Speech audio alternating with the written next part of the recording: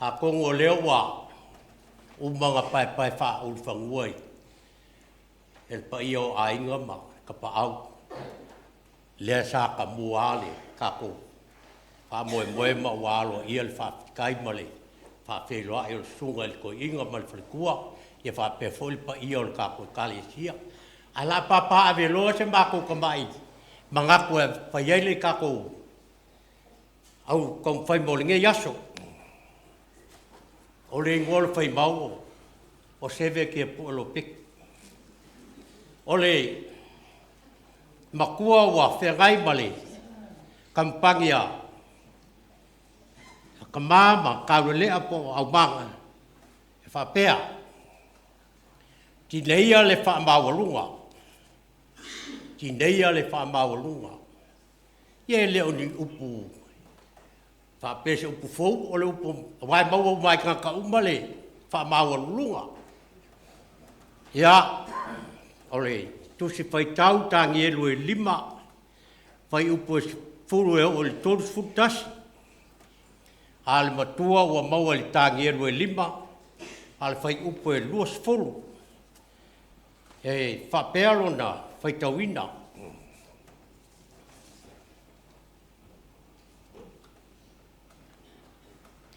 ha ua o ina whaamawalunga ina o lona loto maua maa fo ilona maua maa lona loto e fa maulunga ai ona tu leia le o ia ai lona no foali ma ave se ina fo ia te ia lona mamalu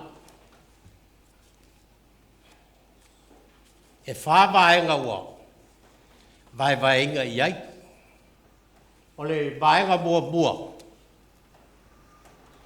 ole tua e o ia lava o le pule au o le atua o ia o le pule au o le ta upe lua ia e talia fautuanga ma le tua lalo mai a isi o uso a tangata tolu ia i loa na whaamau lalo o tātou loto wha o le whaamau lunga e whaasisei nai le mawhau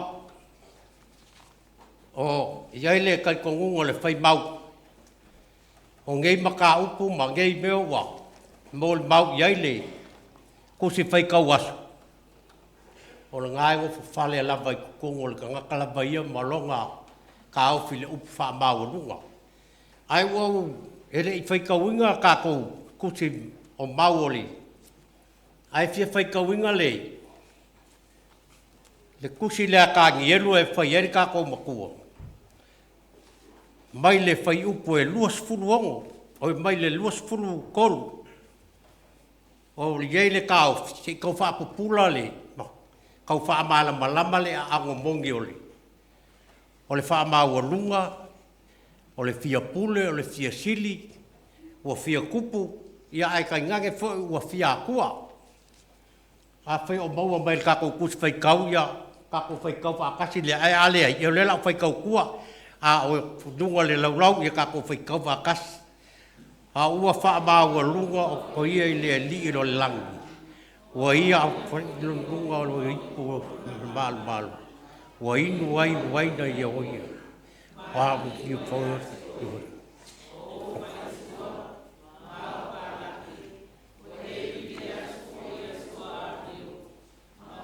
tua au ma au ia to le la ngona le au tua au le tua o yo au wa ya te ia fo i le au aluma le i vi i ra tua ia malama le fam talanga e ka ngielu le me ka o le whaamau lunga. Whai mai le, ne vaenga mua. O le atua, o ia e pule au. O ia e pule au. A kako mapau i pe ia o le kalafo i le mai le fuafuanga. Nga soi fua mai loa, te sili o inga whai oi. oi lo faula oi nga faia le lalolang wai lo uma o le atua e pule au au o le la ka ko mo mau ku iai le ka ngielu e lua fai upo sfulu iwa ma le lua sfulu ia fai kau fa mole mole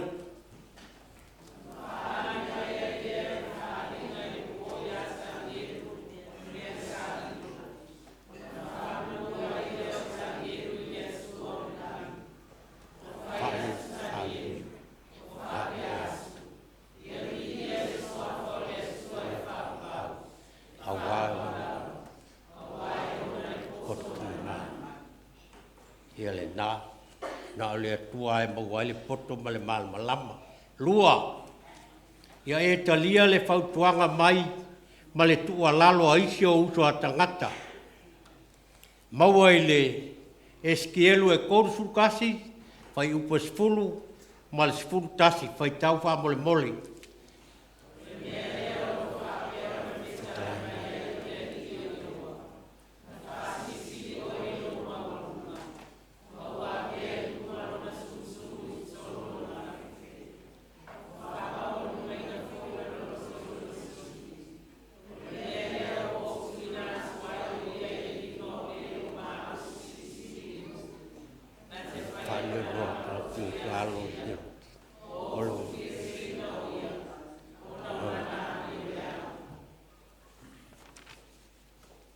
tolu ia i loa na whaamaua lalo o tātou loto.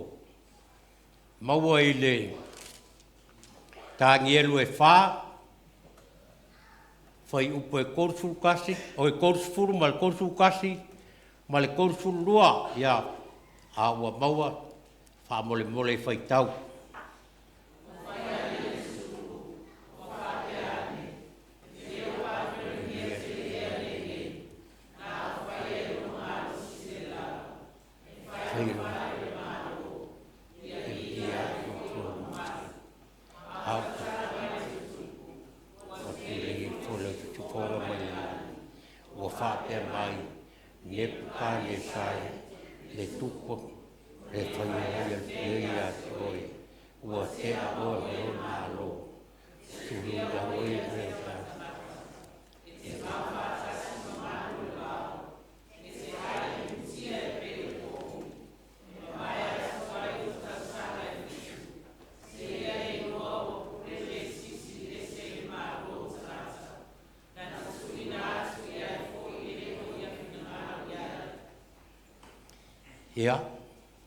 Ia i loa ngā whaamaulalo tātou loto ma kā kuangang. Wanga pauale o le me maua o le whaamaulungai. Ia o le ai mukia, ma saukia, le kingo le sau. Ia o ngā mga whaamaulunga ma le fiasili. Tā upo e wha. O le whaamaulunga e wha se na ai ma fau. Wa maua le ngā luenga e sfuruma le lua, whai upo e lua sfuru lua, ma lua sfuru toru, whai tau wha mole mole. Tifonga o tu, ai le o elo le li, a ua le li ina Yesua.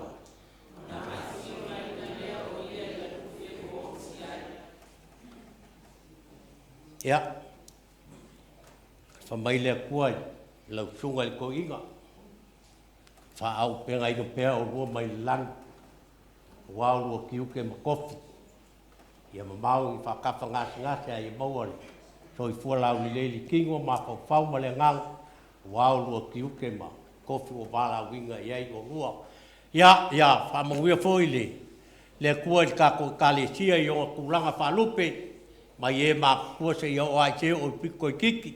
Ia, ai alofangia le kua ka koe kalesia, ia malutia i au mga luenga e maise o onga ngei vai atu. Ia, iai le atua i ate o tō uma, amene.